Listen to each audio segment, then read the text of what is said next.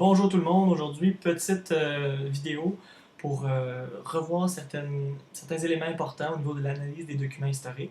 On va le faire avec l'exemple qui est juste ici. On va regarder comment on analyse un document historique pour bien comprendre en profondeur, pas juste en surface, qu'est-ce qui peut nous apprendre sur une époque donnée. Donc la consigne, afin de bien te préparer, on va se préparer à une évaluation qu'on va avoir la semaine prochaine dans laquelle vous allez devoir analyser un dossier qui comporte plusieurs documents semblable à celui-ci. Afin de bien se préparer, on lit chacun des documents et on répond à chacune des questions suivantes pour chaque document. Donc on va toujours se demander qui, quoi, quand et où. On va utiliser un code de couleur pour faire ça. Donc au niveau du qui, on va le mettre en jaune. Après ça, je vais mettre le quoi en vert et le quand en bleu. Puis on va utiliser le rouge pour le où. Tous les mots que je ne comprends pas, on va utiliser, c'est l'astuce que je vous ai mis ici, une cinquième couleur pour identifier les mots qu'on ne comprend pas. C'est sur une étape qu'on a tendance à sauter, on lit notre texte, il y a le mot qu'on ne comprend pas, on continue à lire, finalement on ne comprend pas vraiment, puis des fois ça nous fait passer à côté de quelque chose qui est essentiel. On va le voir comme dans ce cas-ci. Donc je procède à la lecture du document. Une première lecture du début à la fin pour avoir une idée de quoi ça me parle. Ensuite, on peut le faire au fur et à mesure, mais on peut aussi le faire lors d'une deuxième lecture, ça dépend de ce qu'on préfère. On va surligner les mots en fonction de notre code de couleur qui est ici. Donc, je fais ma première lecture du document. Qu'est-ce que je vais remarquer déjà dans le titre, les houillères du Creusot en 1867, c'est qu'il y a certains mots que je ne connais pas, comme houillère et Creusot. Et par contre, j'ai déjà identifié la date, le quand en bleu, 1867. Donc, quand je ne connais pas des termes comme ça, surtout quand c'est dans le titre, c'est assez important pour comprendre de quoi le document va nous parler. Moi, ce que je ferais avant d'aller plus loin, je vais utiliser, comme j'ai ici, un dictionnaire numérique. Vous pouvez utiliser un dictionnaire papier, un dictionnaire numérique que vous avez parfois avec vous en classe, ou si vous êtes à la maison, évidemment, on peut utiliser un moteur de recherche comme Google. Je vais aller chercher ces mots-là. Après une petite recherche, je me rends compte que j'ai été chercher pour mes mots. Houillère, donc ça veut dire, on fait référence à une mine de charbon. Creusot, à une région en France. Donc Creusot, qui est un mot que je ne comprenais pas finalement, il m'indique le où. Donc je peux mettre ça en rouge maintenant, que j'ai bien compris. Évidemment, vous, si vous l'avez fait à la main avec un marqueur, il faut peut-être utiliser un trait et faire une annotation dans le haut de votre feuille. Moi, je peux simplement changer la couleur comme ça. Donc j'ai déjà des éléments. Je sais ici qu'on me parle, le sujet, ça va parler des mines de charbon. C'est ce que le mot houillère veut dire. Et en France, parce que le Creusot, c'est une région de la France, et ça se passe en 1867. Déjà, juste avec une bonne analyse du titre, j'ai des informations qui sont très importantes pour comprendre mon document, pour le situer. Ensuite, je fais la première lecture du document.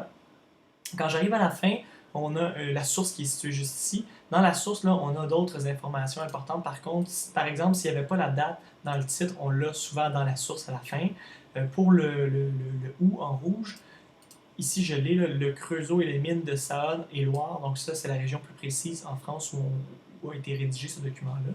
Et on a même le qui dans la source, Simonin, donc L. Simonin. Et lui aussi, si je ne le connais pas, qu'est-ce que je peux faire? Bien, les outils qu'on a en classe, c'est notre manuel d'histoire. On peut toujours se fier à nos notes de cours, demander à l'enseignant si jamais ce n'est pas le cas.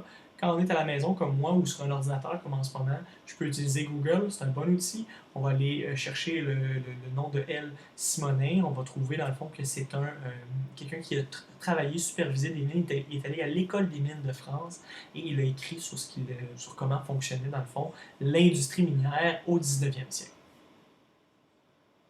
Donc maintenant que j'ai bien analysé toutes ces informations-là, j'ai été en profondeur dans le titre, j'ai fait une première lecture du document, j'ai analysé la source du document, c'est un extrait écrit par L. Simonin, le Creusot des mines de Saône et Loire en 1867.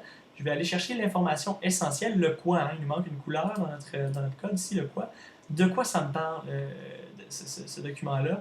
On aurait pu mettre les houillères dans le titre, on aurait pu le mettre en vert si c'est un mot qu'on connaît, ou une fois qu'on l'a détecté, ça nous donne un petit peu le sujet, le quoi, qu'est-ce qui est dit, de quoi ça parle.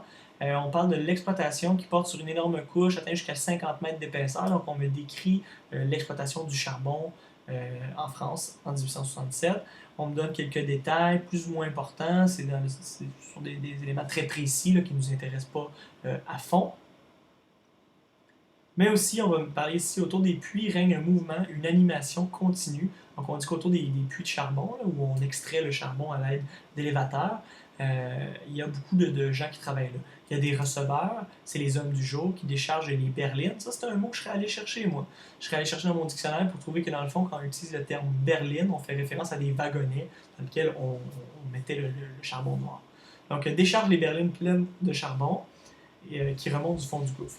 Ensuite, on parle du travail des femmes. On dit les femmes trient la houille, la séparent du roc stérile. Donc, on a le rôle des femmes, le rôle des hommes, hein, décharge les berlines, du noir charbon, tiens, et une partie du combustible est conduite. Donc, dans le fond, ce que m'a permis d'apprendre ce document-là, c'est quel était le rôle des hommes dans les mines d'extraction de charbon et quel était le rôle des femmes dans les mines d'extraction de charbon. J'ai aussi appris d'autres détails un petit peu plus précis. Après une lecture fine, dans le fond, on est en mesure d'avoir éliminé certaines informations qui n'étaient pas pertinentes pour nous. Évidemment, ça va mieux pour analyser un document lorsqu'on a une question sur laquelle travailler, hein, parce que sinon, on ne sait pas tout à fait qu'est-ce qu'on cherche dans le document. Par contre, quand on prépare un dossier documentaire, on n'a souvent pas les questions d'examen à l'avance, donc on peut quand même faire le travail que je viens de faire là en préparation. Si on a une question, comme c'est le cas ici dans le bas de la page, question à 100$, quel était le rôle des Françaises dans le processus d'extraction de la houille en 1867? Là, si j'ai bien annoté mon texte, là, ben, je sais ce que ça veut dire houille. Je sais quelle période on étudie, de quelle période on parle. Donc, si j'avais un dossier, disons, avec 10 documents, bien déjà, je pourrais aller voir, bon, quel document se passe en 1867? Ah, il y a lui ici. On parle-tu de houille? Oui, on parle de houille. Et là, j'irai voir mes informations importantes. Ah, les femmes trient la houille, la séparent du roc stérile. Donc, paf, j'aurais trouvé ma réponse assez facilement. Et ça, c'est une bonne analyse d'un document. On n'a pas tout surligné. Hein. Des fois, je vois ça, on surligne presque tout le document. Tout est important. Il faut faire très attention à ça. Si on est pour tout souligner, autant ne rien souligner. On ne gagne pas en efficacité. C'est pas une stratégie d'analyse quand on met tout en vert, par exemple. Donc, on se fait un code de couleur, on analyse le titre, la source, les informations importantes dans le document. Ça va nous aider à être plus efficace. Vous allez voir à la suite du document, vous avez 2 autres documents pour vous pratiquer.